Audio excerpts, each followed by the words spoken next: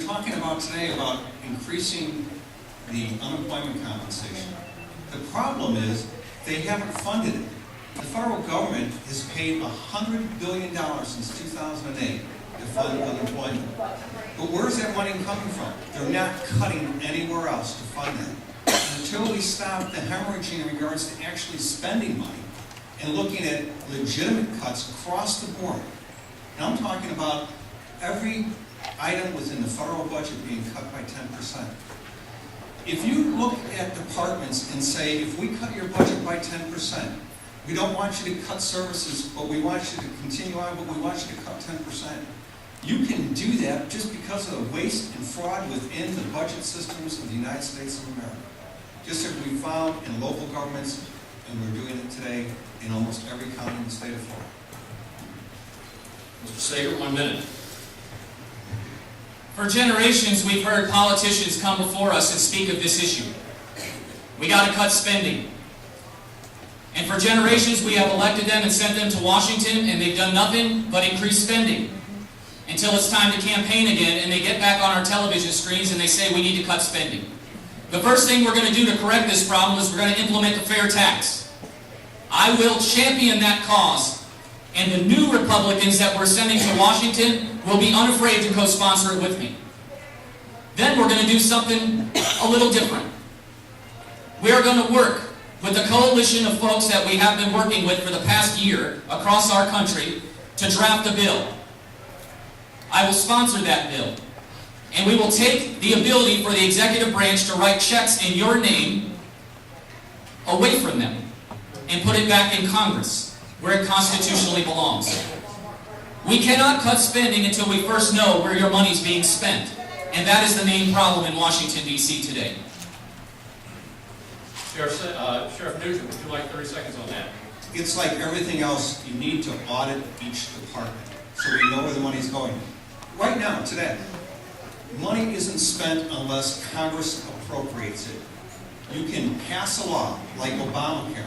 If Congress defunds it, zero funds it, it doesn't happen. And that's really what you're talking about, whether it's Obamacare or anything else. You defund it and then you try to repeal it. And that's where we are today. And one of the attitudes, at least for myself as a congressman, would be to get audits on departments to find out where the dollars are actually being spent. They do that in county government and state government all the time. Mr. Sager, 30 seconds. Any more?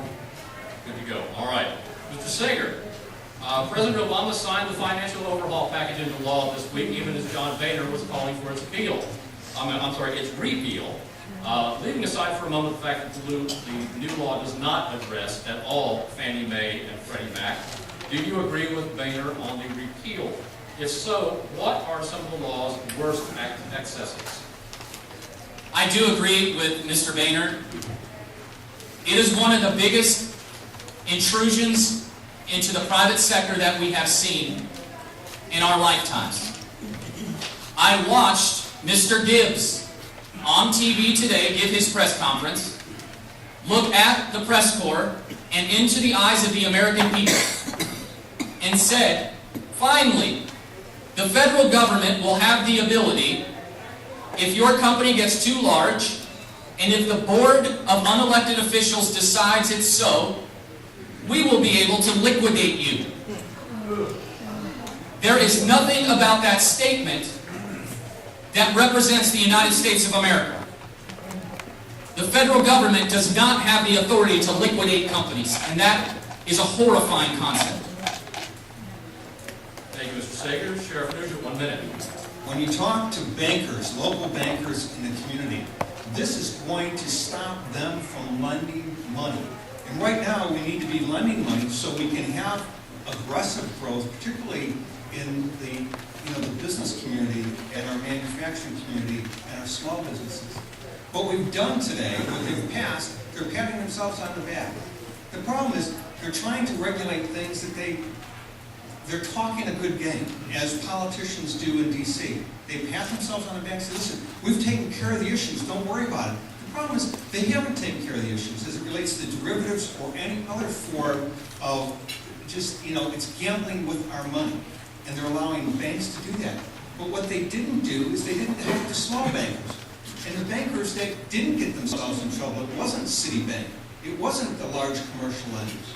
The small banks are being penalized in an across-the-board slap in regards to, they're trying to make us more socialist than anything else by taking away our ability to raise money and build businesses. Gentlemen, you good with those? Don't any more? All right. Sheriff Nugent. Yes. The White House has embarked on a major public relations effort, calmed down a little bit lately, in an attempt to sell the stimulus as a rousing success. You may have seen Joe Biden out there touting it last Sunday. Among the administration's claims, federal spending has saved or created 3.6 million jobs. Republicans, citing Bureau of Labor Statistics, say we're down a net 2.5 million jobs. All right? What was wrong with the stimulus, and what are your thoughts about what ought to be done to get the American economy back on its feet? Bottom line, as a congressman, what would you do to support the creation of new jobs? Well, first of all, stimulus, all it did was create short-term jobs. I see it from county government. They pat themselves on the back, they have stimulus money for jobs. The problem is it's short-term. No one can buy a house, no one can buy a car on a short-term stimulus amount of money. Where we should have been putting this in, and not stimulus-wise, but we should have been cutting taxes. We should be going back to zero in regards to capital gains tax, so we can infuse money into small businesses. 55% of the jobs in America are held within small businesses, and we're doing everything at the federal level to kill small businesses. If we lose that ability, we've lost the ability then to buy houses, and to buy a car, and to pay for our kids' college. Mr. Sager, 1 minute. Okay, let me answer the question on what I would do when I get to Washington. I will co-sponsor the fair tax. For generations, folks, we have listened to folks say, we got to reduce the burden on small businesses. We got to lower capital gains tax here and here and here. The problem is not that our small businesses can't get loans. The problem is there's no customers coming into their doors. We have created an environment in this country with our tax code and our regulations that has run our businesses overseas. The stimulus did nothing but put this nation farther into debt in order to stimulate not the private sector, it stimulated the public sector. I have not met one person in this district that wants to stimulate the public sector any more than it already is. Thank you, Mr. Sager. Sheriff Nugent, any more? All the stimulus has done is create more government jobs. It hasn't created our ability to earn and to make America competitive. And when, I talk to businesses, I talk to bankers, what they've done is taken away the ability for those small banks to reinvest in businesses within our community. That's the bottom line. And that is how you create more jobs, is to be able to invest. And they've taken that away from us, particularly in this legislation. Mr. Sager, 30 seconds. I've given you my solution. All right, thank you very much, then. Mr. Sager, in the news today is formation of the House Tea Party caucus. You mentioned it yourself. Supporters say this gives real Americans ready access to the representatives. Critics say, among other things, the appeal of the Tea Party movement is that it is organic, spontaneous, and somewhat disorganized, qualities that will be compromised by a direct affiliation with Congress. Where are you? Could you expand on your thoughts regarding the Tea Party caucus? Well, as a Tea Partier myself, I gotta say, I'm excited that it seems that someone within Congress is actually listening to the people on the street.